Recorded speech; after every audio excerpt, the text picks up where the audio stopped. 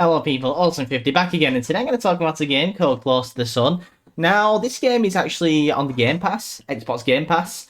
I'm not too sure if it was kind of recently added, but I believe it kind of was recently added. But that doesn't mean the game was made anytime soon. I believe this game is a 2022 game, or it could be a 2023 game. Not too sure, but one thing I do know is it's not a 2024 game because we're still in January, and that doesn't mean games can't have been released in January, but this game was one of them that wasn't. Okay, so moving on. This game is actually kind of interesting. It's about the inventor Nikola Tesla. You know, the guy who wanted us to have unlimited energy, that kind of guy. But his idea never actually really took off. But this game is kind of set in like an alternative universe where his idea did take off, and we're all using Nikola Tesla's inventions. Okay, and the game's pretty much about him as well. So yeah, this game's actually really interesting, and when you play this game, you genuinely get like an old school Bioshock feeling. Now, any of you, which most of you will not know, is Bioshock was probably one of my favorite game series ever made, because I think it was the year 2007, 2008 that game came out, and it really did give me the creeps. It was fucking weird, and it was really good. And this game gives you them kind of vibes, which is also very good. So basically, spoiler alert, people. As always, just letting you know because it is a review as well as an overview. Not that I really know the difference. But anyway, so you're moving a female protagonist called Rose, and she's traveling to this ship called Helios.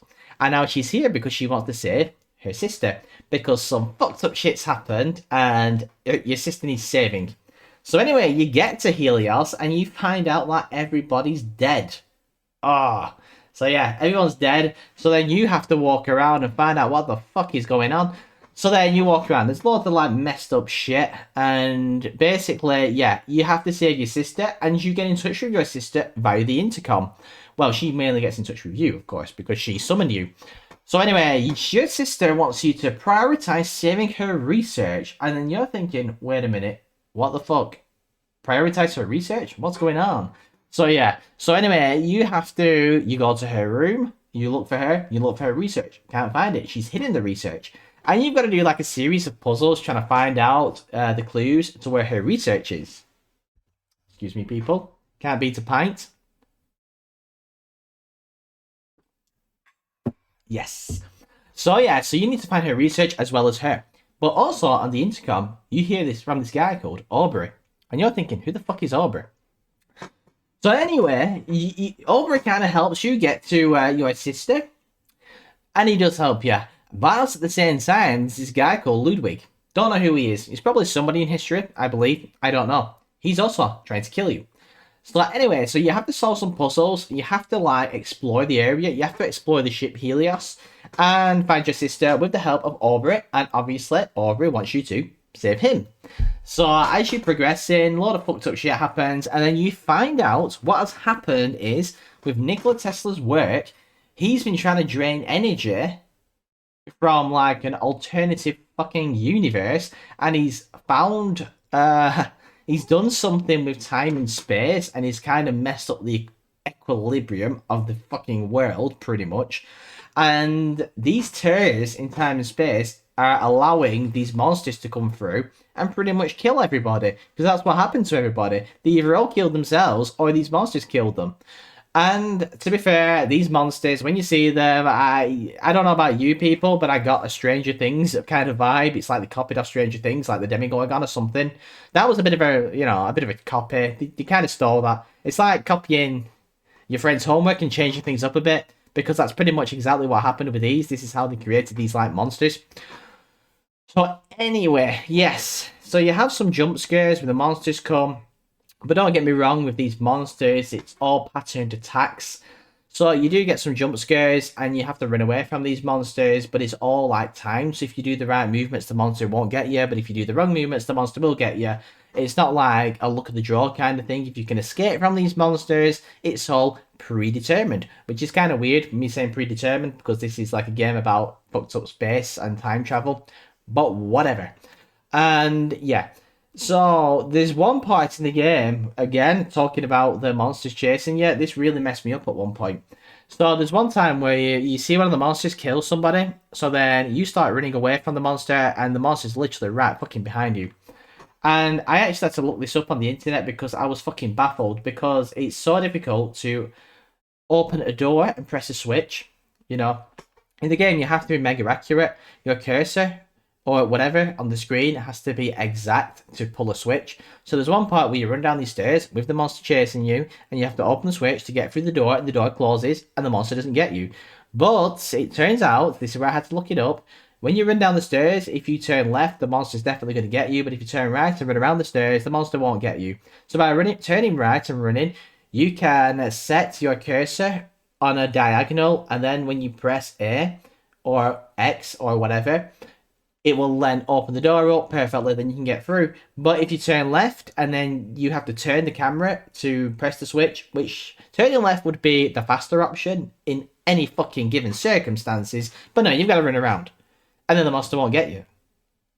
Now that was a bit of luck, but it was predetermined because the monster's right behind you. And the monster fucking bites you to death. Okay? Anyway, going back a bit, you find your sister, right? And she's like in this like operating theatre kind of place.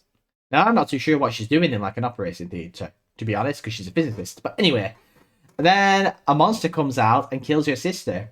And then you have to, this is where you have to find her research and then give it to somebody. And then, to like fix this whole mess. So anyway, later on in the game, Ludwig does actually chase you. And then he falls and he burns, presumably, to death. He doesn't actually burn to death because he kind of rocks up at the end of the game. But yeah, then he's out of the game for a bit. But by the way, you do some puzzles, which are pretty predictable puzzles. The game isn't exactly that difficult for puzzles.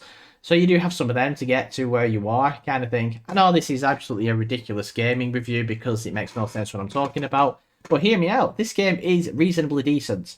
Yeah. So when you get to the end of the game, you actually do find Sister's research. That's when you find out it's all like space, time travel, and all that shit. And then you find Nikola Tesla. Oh, sorry, I'm going too far. I'm going too far. You finally get to Aubrey. You save Aubrey. But it turns out Aubrey is the main antagonist. Now, this kind of threw me off because I didn't think Aubrey was going to be the antagonist. I actually thought, in my head, midway through the game, I thought Aubrey was going to turn out to be a machine. He was never actually a human being. That would have been a better, storyline, I think, in the game, with technology. But yeah, Aubrey's a guy. He attacks you. He wants you to get killed. You manage to save yourself. So it turns out Aubrey is upset with your character's sister. And he orchestrated her death. Right. Because he wanted to be Nikola Tesla's, second in command. Like, favourite. He wanted to be his favourite. He wanted to be his bum chum. He wanted to ass lick him to fucking death. So basically, he got upset. He got jealous of your character's sister. And then he thought Nikola Tesla would not find out anything about this for some bizarre, unknown reason. So anyway, you managed to save yourself, and then Ludwig appears from nowhere, and Nikola Tesla eventually helps you out, and he electrocutes Nikola Tesla by asking your character to pull a lever, I believe. And I thought I killed Nikola Tesla in the process, but I didn't. Oh, okay, and it's kind of strange because Nikola Tesla does actually attempt to apprehend Aubrey, but it didn't actually work. Yeah. Oh, and throughout the game as well, it's kind of interesting because you can like look up blueprints, you can read stuff, and you can see all of Nikola Tesla's inventions, mainly his death ray. You can see all of that, which is kind of interesting if you're interested in the physicist Nikola Tesla, if you're interested in this kind of shit. So, in my theory, the game was reasonably good. It was okay. It did give me that Bioshock feel, but it's a game you can actually quite easily complete in a day. By a day, I mean, it says the game is about 11 hours long, but I wouldn't say it's actually that long. I'd say it's about more 9 hours. You could complete the game in a day. The puzzles aren't that difficult. The jump scares are okay. The only thing is, it's like a stealth horror kind of game, so you never actually get any weapons, you never do any killing. Oh, and you've also, if you press A, you've got to jump for no fucking reason whatsoever, because she never needs to jump over anything. And when you do press jump, she doesn't even jump high. Pretty ridiculous. It's like controller mapping gone wrong when there's no point. Because the problem is when you have a jump button and you don't actually need jump, it kind of confuses you because you start to think you might need the jump at some point. Doesn't make sense, but it's there for fuck knows what reason. There's only one time you jump, and that's when one of the rail carts goes a bit de-res, then you have to jump out of it. But in my opinion, you didn't need a jump button for that. You probably just needed a regular action button, which X would have done perfect for, or Square on the PlayStation. So the game's okay. It's not fantastic, but it's a good play. If you've nothing to play, just play this game. It's not too bad, you know. The character move is quite attractive as well when you actually do see her, you know. Which isn't, too bad. And when you do finish the game, you go into Nikola Tesla's room, you go into this escape pod, you come out, and Nikola Tesla fixes the disaster because he stays behind. And he says, I've done it to Rolls, I can do this, I can bring your sister back, I can bring everybody back. So it turns out he can actually save everybody and nobody's doomed. And that, to me, was a pretty weak storyline. I think it would have been better if you actually came out of the escape pod and found out the world was a mess. Because at least if they did that, there was actually an opportunity for a sequel. Whereas the way they closed the game off, it's like they never intended to have a sequel. Now, all good game developers should have the possibility of a sequel in mind, so to speak. In case the game does take off and people want more, like a cash cow kind of grab. But yeah, the game didn't quite do that.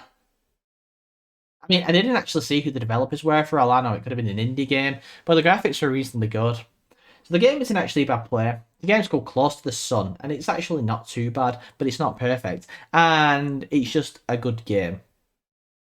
If you've nothing better to play. I wouldn't waste your time buying this game though. If you bought this game, then you completely ignored this review if you actually pay money for this game, because the game is probably worth, in my opinion, about £5, brand new, to be honest. In dollars, let's just say $8. I just said $8 randomly. I don't even know what the currency exchange is between Great British pounds and dollars, but still, fuck this game. It's not even that good, but it's okay. This has gone from being a good review to a bad review. Okay, Awesome 50 out. I think I've done all my talking for this game.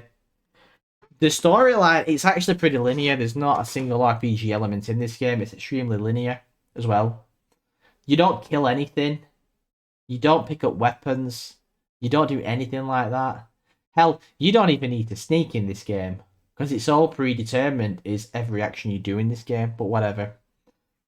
Also 50 out. Thank you for anybody who watched, and please subscribe if you want to.